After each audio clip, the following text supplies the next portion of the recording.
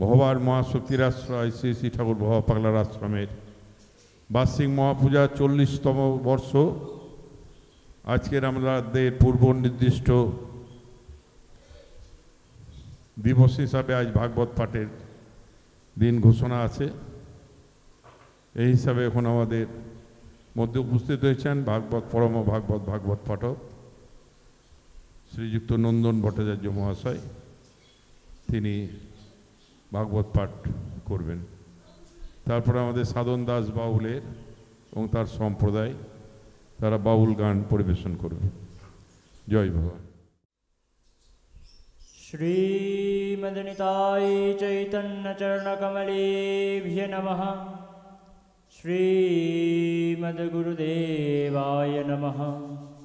श्री श्रीजुगलचरणकमलाय नमो नमः। गुरुर्ब्रह्मा गुरुविष्णु गुरुदेवो महेश्वर गुरु साक्षात् परब्रह्म तस्मै श्रीगुरवे नमः। ध्यानमूलं गुरुमूर्तिं पूजामूलं गुरुं पदं मन्त्रमूलं गुरुं वाक्यं मोक्षमूलं गुरुकृपा। बर्हापीराभिरामं मृगमदतिलकं कुण्डलाक्रान्तगण्डं कञ्जाक्षकम्बुकण्ठं स्मितो शुभगमुखं स्वाधरेणस्तवेणुं श्यामं शान्तं त्रिभङ्गं रविकरवसनं भूषितं वैजयन्ता वन्दे वृन्दवनस्थं जीवतिशतवृतं ब्रह्मो गोपालवेशम्।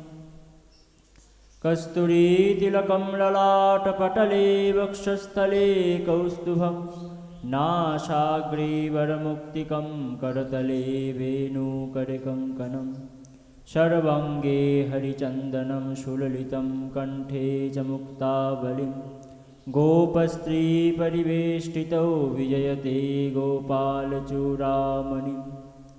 अमोलकमोलकान्तिं नीलवस्त्रां सुकेशिं शशधरो समवक्तां खञ्जनाङ्खीं मनोज्ञं स्तनजुगतो मुक्तादामदीप्तां किशोरीं व्रजपतिसुतो कान्तां राधिकामाश्रयहयम्।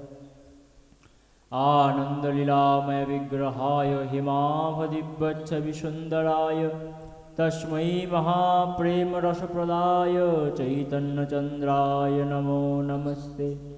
निरानन्दमिदं सर्वं प्रेमानन्दास्पदीकृतं येन तं सततं वन्दे नित्यानन्दं जगद्गुरुं।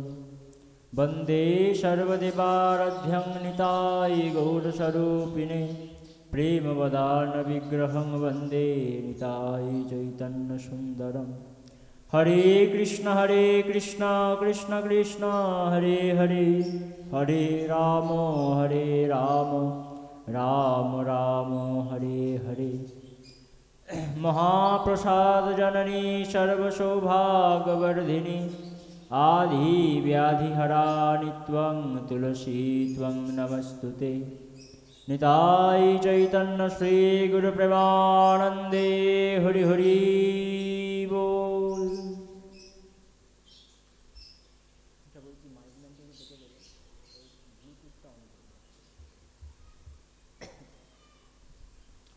जय राधे। जय निताय चैतन्य।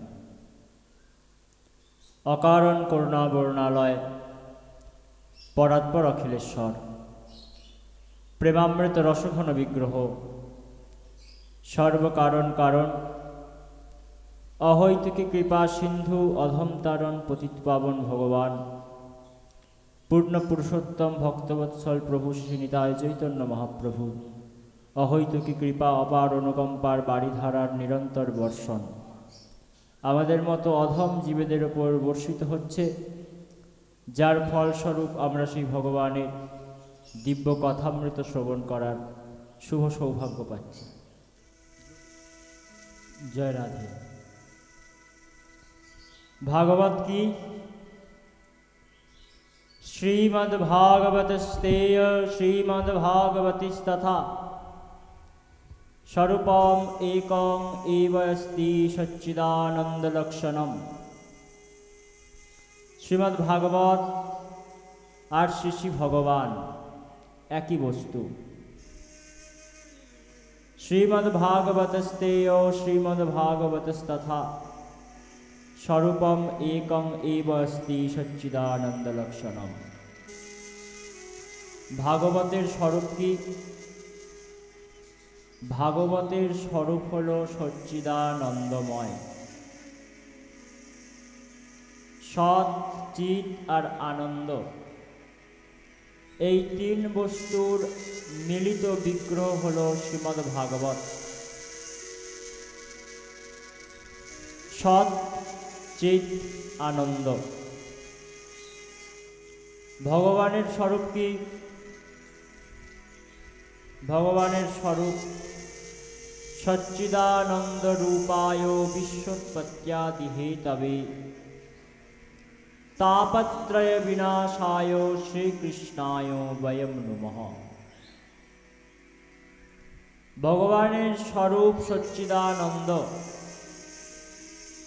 ভাগবতের স্বরূপ সচ্চিদানন্দ। ভগবান সচ্চিদানন্দময় বিগ্রহ, ভাগবত সচ্চিদানন্দময় বিগ্রহ। সৎ, চিৎ এবং আনন্দ, এই তিন শক্তির মিলিত তনু। সৎ, চিৎ, আনন্দ। সৎ কাকে বলে?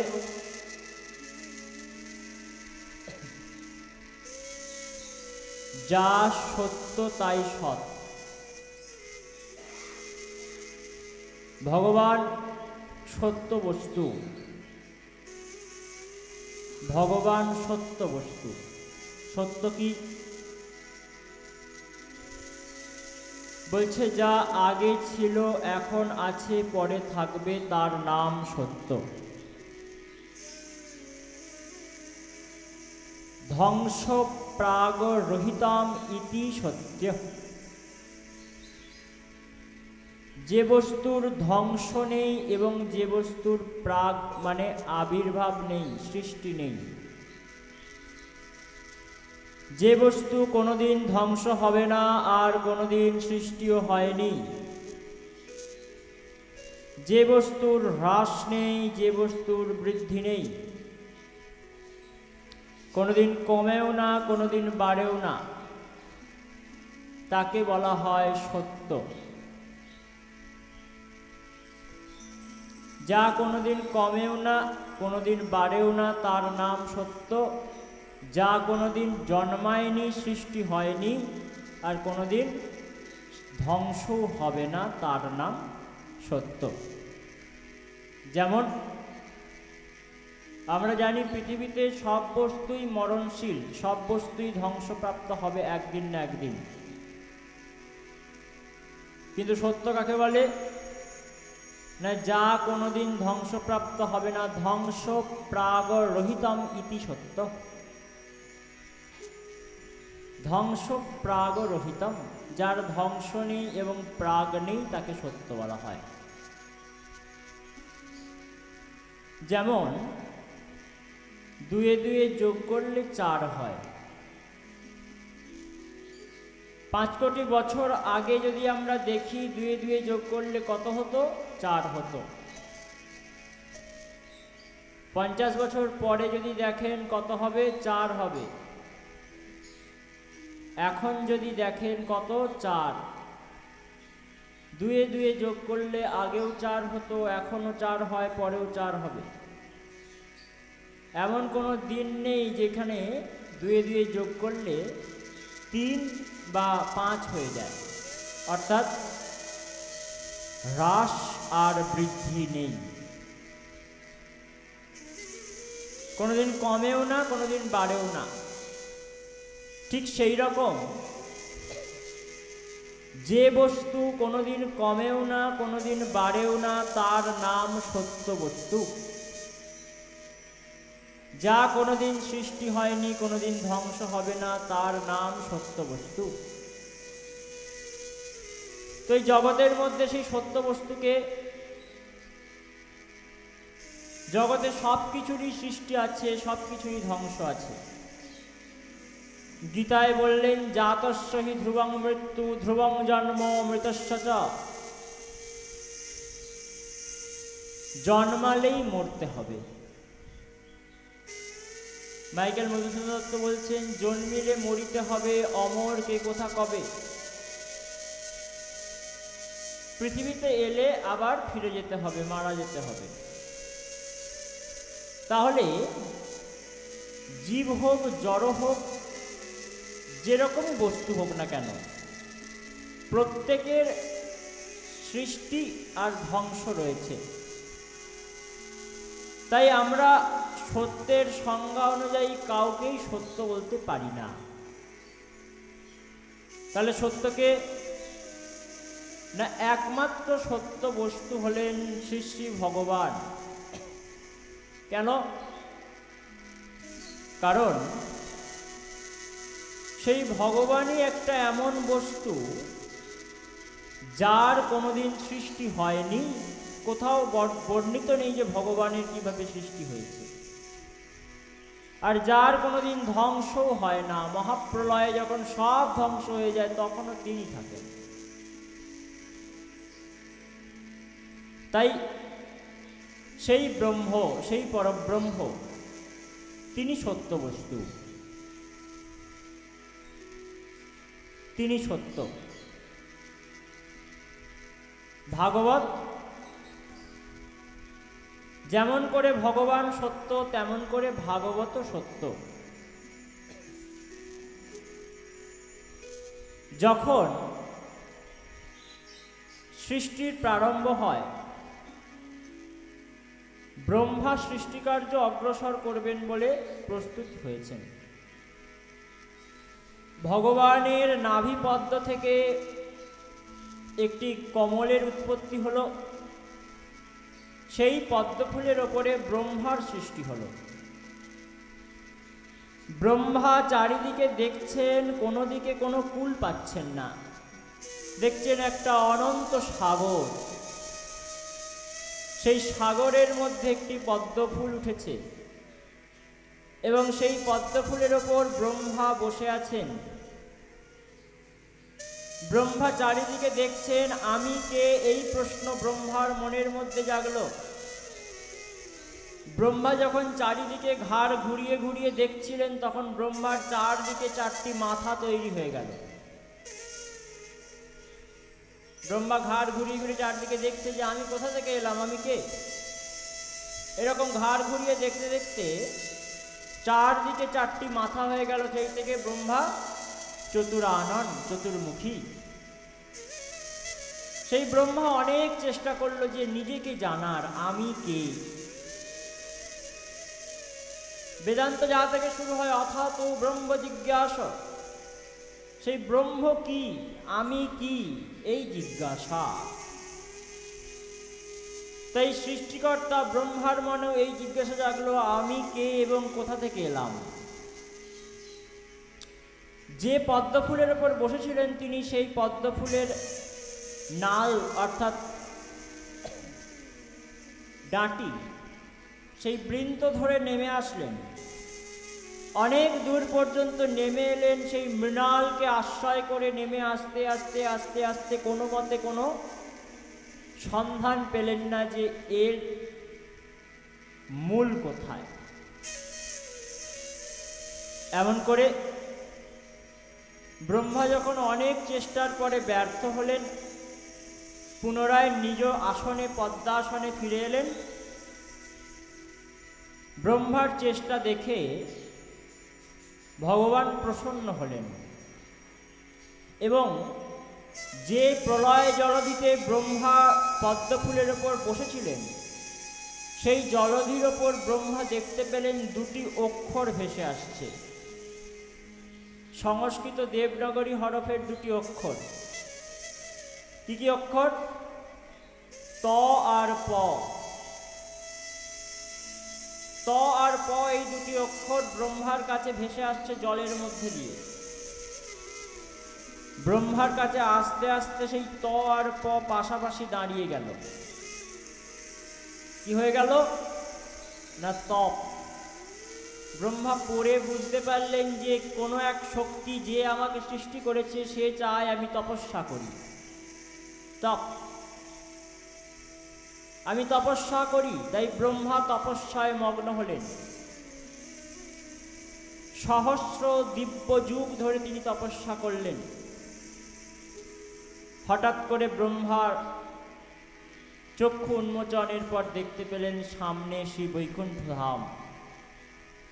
সেখানে চতুর্ভুজ নারায়ণ শেষ নাগের ওপর অনন্ত শয্যায় শায়িত। ব্রহ্মার অত্যন্ত আনন্দ হল। দেখতে পেলেন যে পদ্মফুলের ওপর তিনি বসেছিলেন সেই পদ্মফুলের নাল সেই নারায়ণের নাভিপদ্ম থেকে নির্গত হয়েছে। ব্রহ্মা প্রণাম করে স্তুতি করলেন। ভগবান বললেন, ব্রহ্মা, তুমি যে তপস্যা করেছো এই তপস্যা আমার অত্যন্ত প্রিয়, তাই তোমার ওপর আমি প্রসন্ন হয়েছি। তোমায় আমি কিছু বলতে চাই, কিছু জ্ঞান দিতে চাই, উপদেশ দিতে চাই। কি উপদেশ দিতে চাই? না যা দিয়ে তুমি এই সৃষ্টি কার্যকে অগ্রসর করতে পারবে, এই সৃষ্টি কার্যকে তুমি অগ্রসর করে নিয়ে যেতে পারবে এবং জীব সৃষ্টি করতে পারবে, সেই উপদেশ। তত্ত্বজ্ঞান না হওয়া পর্যন্ত কোনো জীব সঠিক কাজ করতে পারে না। দেবতা হোক, দানব হোক, যে পারে হোক, সঠিক কাজ হয় যখন তার তত্ত্বজ্ঞান হয়। তাই ব্রহ্মাকে তত্ত্ব উপদেশ দান করলেন ভগবান নারায়ণ। 4টি শ্লোক বললেন, যার নাম চতুর্শ্লোকী ভাগবত। 4 শ্লোক, চতুর্শ্লোকী ভাগবত। ব্রহ্মাকে সেই 4 শ্লোক ভগবান দান করলেন। বলছেন, অহমেব সমেবগ্রে নন্নাদ্যদসদসৎপরম পশ্চাদেহং যদেতচ্চোজো অবশিষ্যতে সোऽস্যহম। অহমেব সমেবগ্রে। ব্রহ্মা, এই সৃষ্টির যখন কিছু ছিল না তখন যে ছিল, অগ্রে যে ছিল, তার নাম আমি, অর্থাৎ ভগবান। অহমেব সমেবগ্রে নান্যৎ, না অন্যৎ মানে অন্য বস্তু নয়, যদা সদা সৎপরম, এখন যা কিছু দেখতে পাচ্ছ তাহা আমি। এবং পশ্চাদেহং যদেতচ্চোজো অবশিষ্যতে সোऽস্যহম। পশ্চাদে অর্থাৎ যখন কোনো কিছু থাকবে না তখন যা অবশিষ্ট থাকবে তাও আমি। অর্থাৎ সৃষ্টির আগে যা ছিল তা ভগবান, সৃষ্টির মধ্যে যা আছে তা ভগবান, এবং সৃষ্টির অন্তিমে যা থাকবে তাও ভগবান। তাই তাকে বলা হয় সত্য। ভগবান এইভাবে 4টি শ্লোকের উপদেশ দিলেন। আমি কি অর্থাৎ ভগবান কি, মায়া কি, দ্বিতীয় কথা মায়া কি, তৃতীয় কথা ভগবান কিভাবে আমাদেরকে সাহায্য করেন এবং সেই ভগবানকে পাওয়ার উপায় কি। 4টি উত্তর, 4টি প্রশ্নের 4টি উত্তর। এই 4টি হচ্ছে বিশেষ তত্ত্ব, যা জানলে সব কিছু জানা হয়ে যায়। প্রথমে বললেন আমি কি। ভগবান বলছেন যে সৃষ্টির আগে যা ছিল, পরে যা থাকবে এবং এখন যা আছে তা আমি। দ্বিতীয় শ্লোকে বলছেন, ঋতে অর্থং যৎ প্রীতিয়েত ন প্রীতিয়েত চাত্মনি তদ বিদ্যাত্মনো মায়া যথা ভাসো যথা তম। এই সৃষ্টিতে যা কিছু দেখতে পাচ্ছ তার মধ্যে যদি আমাকে বাদে বাকি কিছু দেখতে পাও তার নাম মায়া। অর্থাৎ উপনিষদ বলছেন সর্বম খলুমিদম ব্রহ্ম নেহ নানাস্তি কিঞ্চন। ঈশাবাস্য উপনিষদ বলছেন ঈশাবাসমিদম সর্বম যৎ কিঞ্চ জগত্তাম জগৎ। ঈশ্বর সব জায়গায় বাস করছেন, সমস্ত বস্তু ঈশ্বর দ্বারা আচ্ছাদনীয়, আচ্ছাদিত। সমস্ত বস্তুর মধ্যে ঈশ্বর আছে। মহাপ্রভু বললেন যাহা যাহা নেত্র পড়ে তাহা তাহা কৃষ্ণ স্ফুরে। সব জায়গা থেকে দেখতে গেলে জ্ঞান মার্গ, যোগমার্গ, ভক্তি মার্গ সবেতেই একই কথা বলা হয়, সেই পরব্রহ্ম তিনি সব জায়গায় ব্যাপ্ত।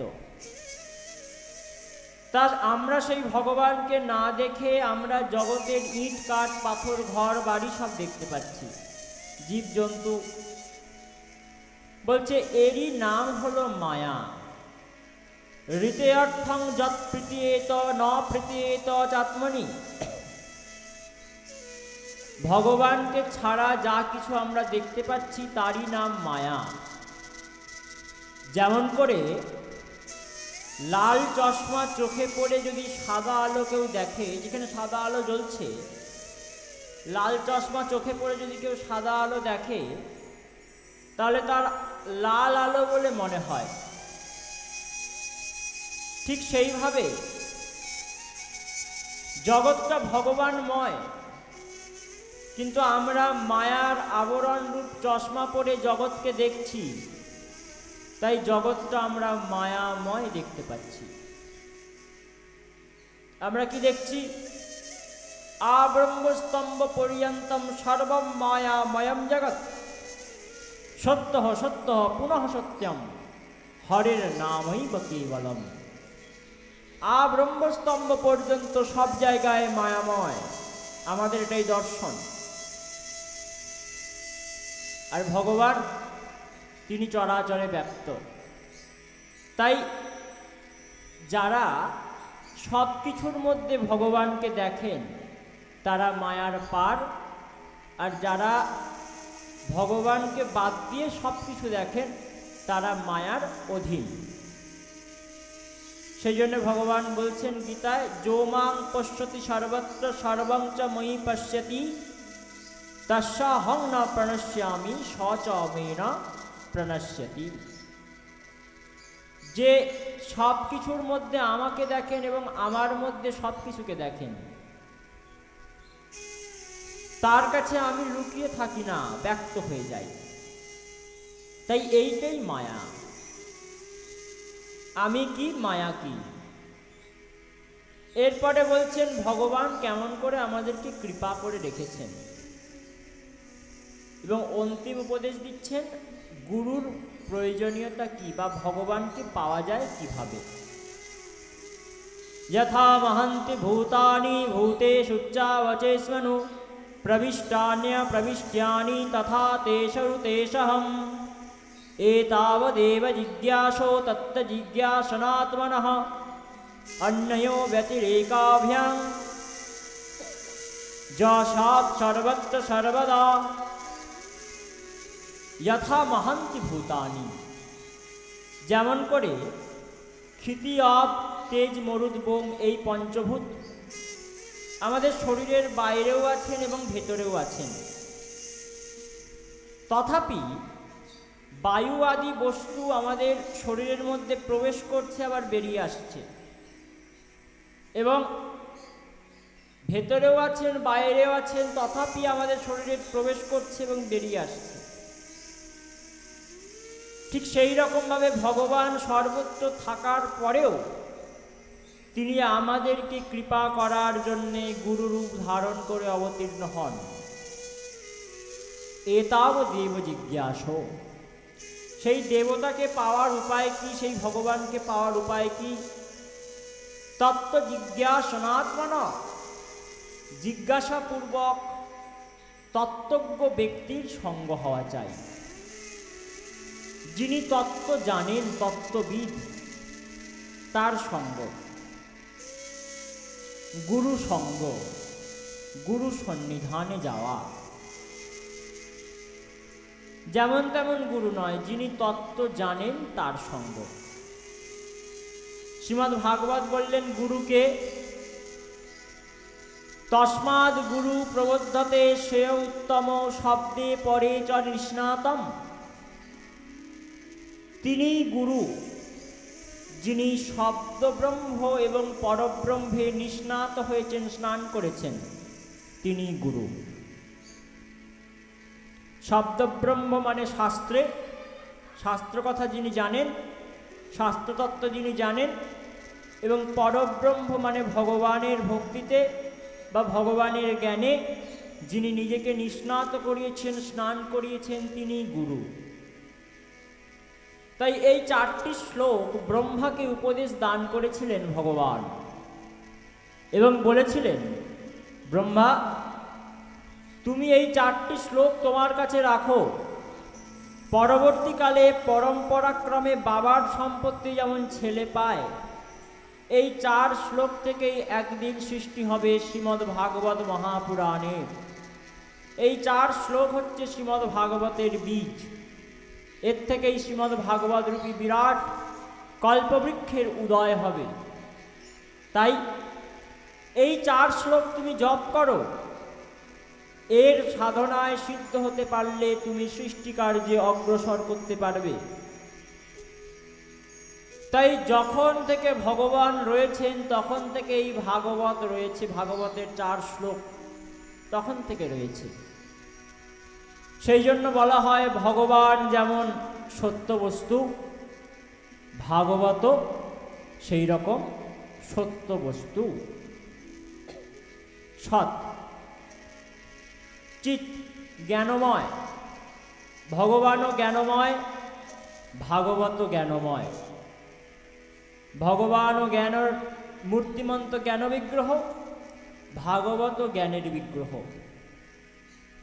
আনন্দ, ভগবানও আনন্দময়, ভাগবত আনন্দময়। তাই বেদব্যাস বলছেন, শ্রীমদ্ ভাগবতস্তেয় শ্রীমদ্ ভাগবতিস্তথা স্বরূপম একম এব অস্তি সচ্চিদানন্দ লক্ষণম। শ্রীমদ্ ভাগবত আর শ্রী শ্রী ভগবানের স্বরূপ এক।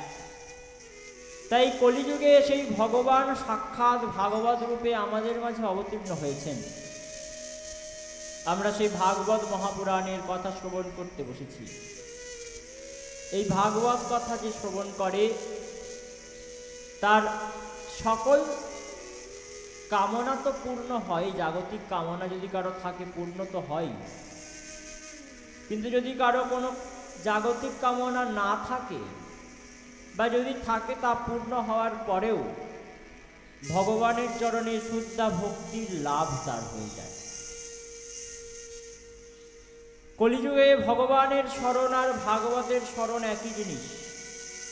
তাই আসুন আমরা সবাই মিলে এই শ্রীমদ্ ভাগবত মহাপুরাণের কথার মধ্যে প্রবেশ করি, ভাগবতী প্রেম গঙ্গায় অবগাহন করি এবং তার পূত সলিলে নিষ্ণাত হয়ে আমরা নিজেদের জীবনকে পরম পবিত্র করে তুলি, ভগবানের বসার পরম যোগ্য স্থান করে তুলি।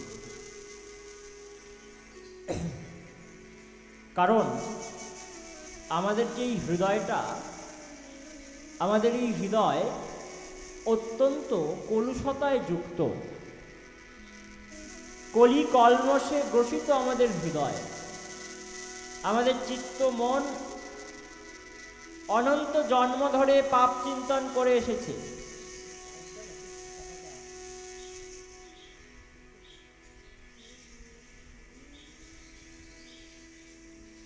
অনন্ত জন্ম ধরে পাপ চিন্তন করে এসেছে। তাই সেই কথা চিন্তা করতে করতে, মায়া চিন্তন করতে করতে কি হয়েছে না, হৃদয়টা পাপে পরিপূর্ণ হয়ে গেছে। সেই জন্য ভবা পাগলা বলছেন, শ্যামাপদ আকাশেতে মন ঘুরি খান উঠতেছিল, কলুষের কু বাতাস লেগে গোত্তা খেয়ে পড়ে গেল। কলুষের কু বাতাস, কলুষ অর্থাৎ আমাদের হৃদয়ের কলমশ, আমাদের হৃদয়ের ময়লা, আবর্জনা। কিসের আবর্জনা? কামনা বাসনার আবর্জনা। আমাদের জীবনের যত চাওয়া, যত কামনা, জাগতিক কামনা, সবগুলি আবর্জনাময়, হৃদয়কে নোংরা করে দেয়। তাই এই নোংরা হৃদয় ভগবানের বাসযোগ্য ভূমি নয়। কারণ ভগবান পরিষ্কার, সুন্দর, সত্যম শিবম সুন্দরম। তিনি নোংরা পছন্দ করেন না। তাই সেই ভগবানকে বসানোর জন্য হৃদয় পরম পবিত্র হওয়া উচিত। এই ভাগবত মহাপুরাণ কি করে? আমাদের হৃদয়কে নির্মল করে, আমাদের হৃদয়ের সমস্ত কলুষতাকে নাশ করে। সদ্য হৃদ্য অবরুদ্ধতে ইয়াত্র কৃতিভি, হৃদয়ের কলুষতা নাশ করে হৃদয়ের মধ্যে ভক্তির অনুপ্রবেশ করায়। তাই এই ভাগবত এত মহামূল্যবান। আমরা সেই ভাগবত কথার মধ্যে অবগাহন করি। बोले भागवत भगवान की जय। একবার কলিযুগের প্রারম্ভের ঠিক প্রাগ মুহূর্তে, কলিযুগের প্রারম্ভ হবে তার প্রাগ মুহূর্তে দাপরের অবসান, কলির প্রারম্ভ, এই সন্ধিক্ষণে শৌনক আদি 60,000 ঋষিগণ নৈমিষারণ্য নামক একটি তীর্থক্ষেত্রে তারা সবাই মিলে এসে একত্রিত হলেন। নৈমিষারণ্য নামক তীর্থে তারা সকলে মিলে এলেন। এসে তারা এক জায়গায় বসে চিন্তা করতে লাগলেন যে এই কলিযুগের জীব, এরা তো হতভাগ্য জীব, এদের উদ্ধারের উপায় কি? আগত কলিযুগে মানুষ তো পাপে পরিপূর্ণ থাকবে, তাহলে সেই জীবের উদ্ধারের উপায় কি? এই কথা শৌনকাদি 60,000 ঋষিগণ আলোচনা করতে বসেছেন, চিন্তা করতে বসেছেন। তারা তো সাধু, সাধুদের এটাই কাজ, সাধুদের এটাই কর্তব্য, সাধুদের এটাই প্রচেষ্টা। সাধুরা আত্মকল্যাণকর কাজ করেন না, সাধুরা পরের কল্যাণের জন্য নিজেদেরকে ব্রতী করে দেন। সেজন্য রামচরিতমানসে বলছেন, পর দুঃখ তাপ দ্রবহি সন্তোষ পুনীতা, সন্ত হৃদয়ে নবনীত সমানা। সাধুর হৃদয় কেমন হয়? বলছে সাধুর হৃদয় হয় নবনীর মতন। নবনী মানে মাখন। সাধুর হৃদয় হয় মাখনের মতন, নবনীত সমানা। সন্ত হৃদয় নবনীত সমানা। তো সাধুর হৃদয় যদি নবনী বা মাখনের মতন হবে, তো মাখন একটু তাপ পেলেই গলে যায়। মাখনে যদি আমরা অল্প তাপ দিই, মাখন গলে যায়। সাধুর হৃদয় নবনীর মতন, মাখনের মতন, তাহলে সেটা গলে কিসে? তার জন্য কোন তাপ দরকার? বলছে পর দুঃখ তাপ দ্রবহি সন্তোষ পুনীতা। পরের দুঃখরূপী তাপে জর্জরিত হয়ে যায়, গলিত হয়ে যায় সাধুর হৃদয়। সাধুর হৃদয় পরের দুঃখ দেখতে পারে না। জনকল্যাণ বাসনা, লোককল্যাণ বাসনা সাধুর হৃদয়ের একমাত্র ধন। তর্পন্তে লোকতাপেই না। সাধুর চরিত্র কেমন? লোকের পীড়ায় কষ্ট পাওয়া সাধুর চরিত্র। উদাহরণ ভাগবতে প্রসঙ্গে আছে, একবার ত্বষ্টাপুত্র বিশ্বরূপ তিনি দেবরাজদের গুরু হয়েছিলেন, দেবতাদের গুরু হয়েছিলেন। কি হয়েছিল?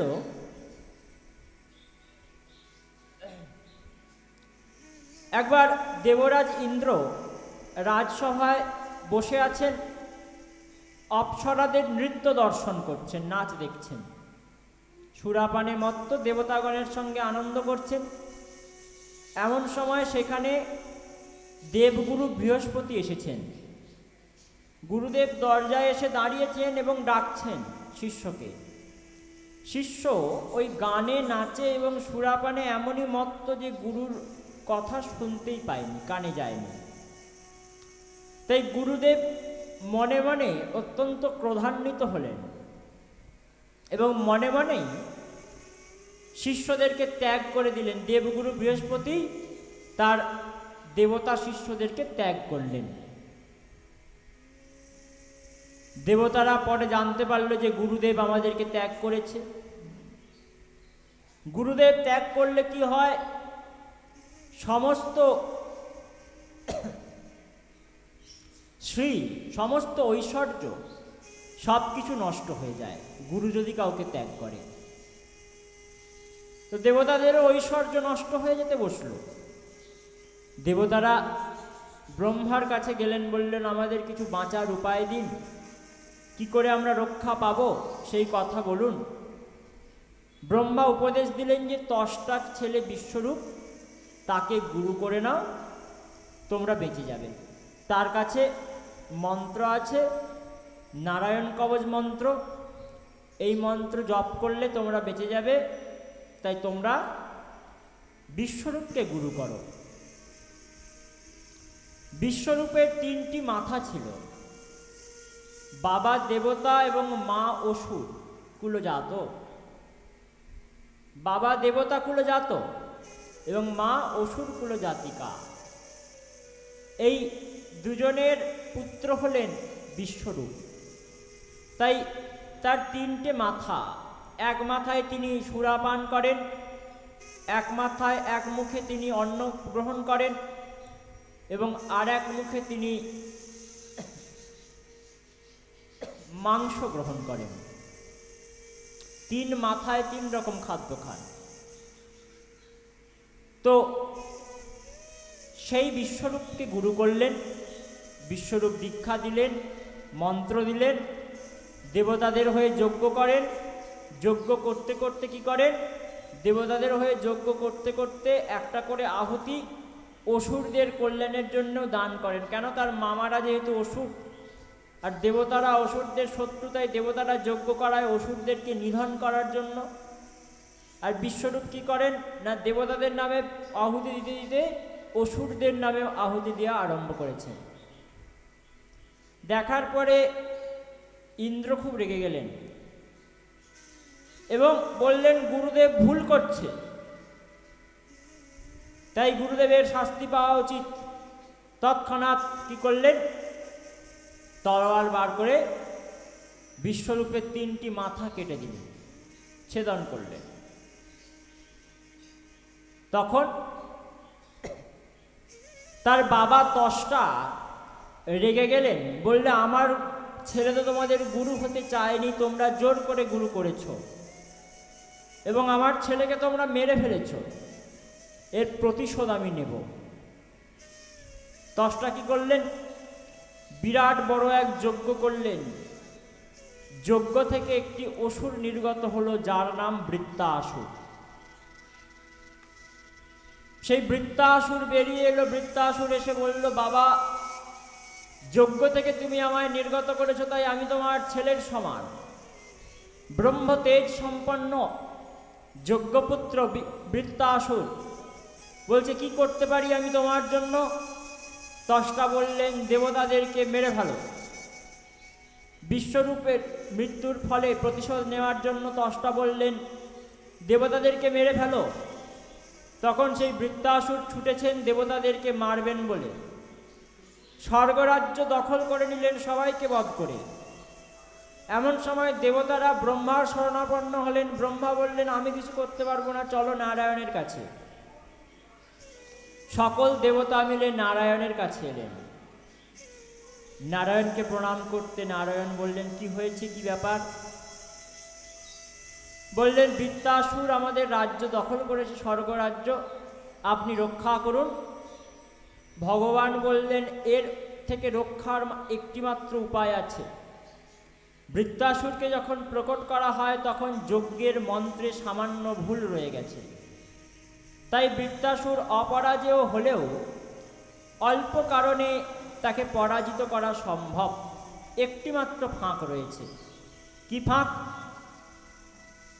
না, বলছে দধিচি মুনির হাড় যদি নিয়ে আসতে পারো এবং বিশ্বকর্মাকে দিয়ে সেই হাড়ের বজ্র যদি তৈরি করাতে পারো, সেই বজ্র দিয়েই একমাত্র এই বৃত্তাসুরকে বধ করা সম্ভব।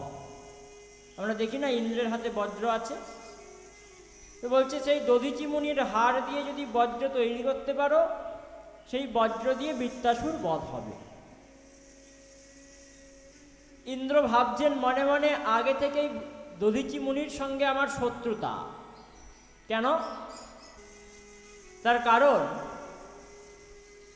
প্রথমত এই নারায়ণ কবচ যেটা দেবতারা পেয়েছিলেন, এটা ছিল দধিচি মুনির কাছে। একবার অশ্বিনী কুমার, সূর্যের দুই ছেলে অশ্বিনী কুমার, তারা এসেছেন দধিচি মুনির কাছে যে আমাদেরকে আপনি এই নারায়ণ কবচের শিক্ষা দিন। অশ্বিনী কুমার, সূর্যের দুই ছেলে, তারা এসে বলছে নারায়ণ কবচের শিক্ষা আমাদেরকে দিন। দধিচি মুনি বলেছেন, ঠিক আছে তোমাদেরকে দেব, কিন্তু পরে দেব। ইন্দ্র খবর পেয়ে গেছে যে নারায়ণ কবচের শিক্ষা পেতে চাইছে দধিচি মুনি। দধিচি মুনির কাছ থেকে অশ্বিনী কুমাররা পেতে চাইছে। তাই ইন্দ্র ক্রুদ্ধ হলেন। দধিচি মুনিকে বললেন, তুমি যদি ওদেরকে নারায়ণ কবচের শিক্ষা দাও তাহলে তোমার মস্তক ছেদন করে দেব, তোমাকে বধ করব। দধিচি মুনি ধর্ম সংকটে পড়লেন যে যদি নারায়ণ কবচের শিক্ষা না দিই তাহলে আমার সত্য নিষ্ঠা থেকে আমি বিচলিত হব। অর্থাৎ সত্য সংকল্প করেছি যে তো তাদেরকে শিক্ষা দেব নারায়ণ কবচ, যদি না দিই সত্য সংকল্প থেকে বিচলিত হব, বিচ্যুত হব। আর যদি নারায়ণ কবচের শিক্ষা দিই তাহলে আমাদের মস্তক ছেদন করে দেবে, আমার মারা যাব। এমন সময় অশ্বিনী কুমার দ্বয় এসে বলছে আমাদেরকে নারায়ণ কবচের শিক্ষা দিন। দধিচি মুনি বলছে দিতাম, কিন্তু ইন্দ্র এসে এমন বলে গেছে যে আমি যদি তোমাদেরকে এই জিনিস দান করি তাহলে আমাকে বধ করবে। অশ্বিনী কুমাররা বললেন, আমরা তো ওষুধের দেবতা, আমরা আয়ুর্বেদের দেবতা, ওষুধের দেবতা, তাই আমরা পারি তোমার কাটা মাথা জুড়ে দিতে। তাই একটা কাজ করো, তোমার মাথা আমরা এখনই কেটে দিয়ে এখানে একটা ঘোড়ার মাথা বসিয়ে দিচ্ছি। পরবর্তীকালে তুমি আমাদেরকে সেই ঘোড়ার মাথা নিয়ে উপদেশ দাও, দান করো, এবং যখন ইন্দ্র এসে তোমার এই মাথাটি কেটে দিয়ে যাবে, তোমার পূর্ববর্তী যে মাথা সেটিকে আবার সেই স্বস্থানে লাগিয়ে দেওয়া হবে। তো তাই করলেন। ইন্দ্র এলেন, ইন্দ্র এসে মস্তক ছেদন করে দিয়ে চলে গেলেন। তো দধিচি মুনির মস্তক ছেদন করেছেন ইন্দ্রদেব। অর্থাৎ দধিচি মুনির সঙ্গে ইন্দ্রের চরম শত্রুতা আগে থেকে। তাই ইন্দ্র ভাবছেন মনে মনে, যে দধিচি মুনিকে আমি বধ করে এসেছিলাম সেই দধিচি মুনি কি আমাকে নিজের হাড় দেবে? আর হাড় না পেলে বজ্র তৈরি হবে না, বজ্র না তৈরি হলে বৃত্তাসুর মারা যাবে না।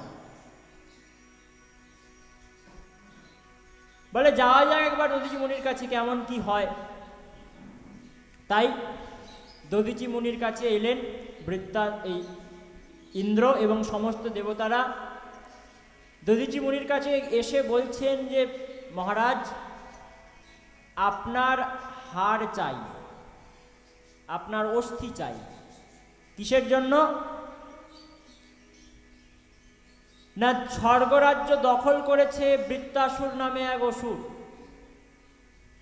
ত্বষ্টা নামক একজন ব্রাহ্মণ তাকে যজ্ঞ থেকে উৎপন্ন করেছে। যজ্ঞের মন্ত্রে একটিমাত্র ভুল রয়েছে, যার ফলে আপনার হাড় দিয়ে তৈরি বজ্র দ্বারাই তাকে বধ করা যাবে, আর কোনো কিছু দ্বারা বধ করা যাবে না।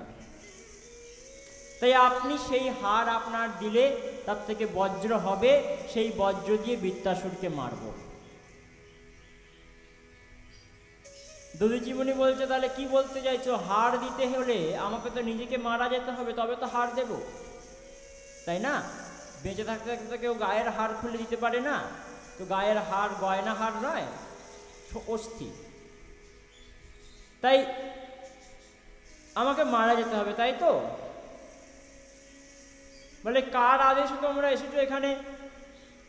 বলে ভগবান নারায়ণ আদেশ করেছেন। যখনই শুনলেন নারায়ণ আদেশ করেছেন, সঙ্গে সঙ্গে সমাধি যোগে মগ্ন হলেন, সমগ্র শরীরটা যোগ বলে ক্ষীণ করলেন এবং চামড়া ফেটে পড়ল, সঙ্গে সঙ্গে হাড় বেরিয়ে এলো। সমাধিস্থ অবস্থায় ওই দধিচি মুনির প্রাণন্ত হলো। সেই হাড় নিয়ে বজ্র তৈরি হলো, সেই বজ্র দিয়ে পরবর্তীকালে বৃত্তাসুরকে বধ করেছিলেন। তো সাধুদের চরিত্র বলতে গিয়ে কথা বলছিলাম, এটাই সাধুদের চরিত্র। সাধুরা কি করে না, পরদুঃখ তাপ দ্রবহী সন্ত শোকুনিতা, পরের দুঃখ তাপে গলিত হন। আমরা নিজেদের দুঃখ থেকে কাতর হই। বিবেকানন্দ একবার পথ দিয়ে যাচ্ছেন বনের মধ্যে দিয়ে, একটি ক্ষুধার্ত বাঘ বনের মধ্যে দেখতে পেয়েছে বাঘকে। বাঘটি খুব ক্ষুধার্ত। বিবেকানন্দ চাইলে পারতেন তাকে কিছু করে ফেলতে বা তাকে সরিয়ে দিতে পারতেন, কিন্তু বিবেকানন্দ মনে মনে ভাবলেন বাঘটি এত ক্ষুধার্ত, তো এই পচা শরীরটা তো অন্য কোনো কাজে লাগলো না, কোনো জীবের মঙ্গলের কাজে লাগলো না। অন্তত এই পচা শরীরটা যদি বাঘের সেবায় লাগে, বাঘের পেট ভরে, তাহলে তাই ভালো। শুয়ে পড়লেন সামনে বিবেকানন্দ। বাঘ খেলেন না, চলে গেলেন। এই হচ্ছে সাধুর হৃদয়। সমস্ত ভূতে কৃপালুতা সাধুর কর্তব্য, সর্বভূতে কৃপালুতা, এটাই সাধুর কর্তব্য। অজাত শত্রু। সাধু কেমন হন? অজাত শত্রু, যার কোনো শত্রু নেই, যিনি সবাইকে কেবল নিজের জিনিস দিতেই জানেন, নিতে জানেন না। জগতে তিন ধরনের মানুষ আছে। এক, যারা দেওয়া নেওয়া করে, কিছু দেয় কিছু নেয়, মানে ব্যবসা, গিভ অ্যান্ড টেক পলিসি। কিছু দিলাম কিছু নিলাম, পয়সা দিলাম বস্তু নিলাম, ব্যবসা। তো আমাদের মতি এই ব্যবসায়ত্মিকা, আমাদের বুদ্ধি ব্যবসায়ত্মিকা, অর্থাৎ আমরা দেওয়া নেওয়াতে বিশ্বাসী। জগতের মানুষ সংসারী জীব, আমরা দেওয়া নেওয়া করি, স্বার্থের সম্বন্ধে সম্বন্ধ রাখি, তাই না? আমরা সবসময় স্বার্থের সম্বন্ধে সম্বন্ধ রাখি। কারো সঙ্গে কতক্ষণ আমাদের সম্পর্ক থাকে না, তার সঙ্গে স্বার্থ যতক্ষণে, যতক্ষণ স্বার্থ রয়েছে ততক্ষণ আমরা তার সঙ্গে সম্বন্ধ প্রতিস্থাপিত করে রাখি।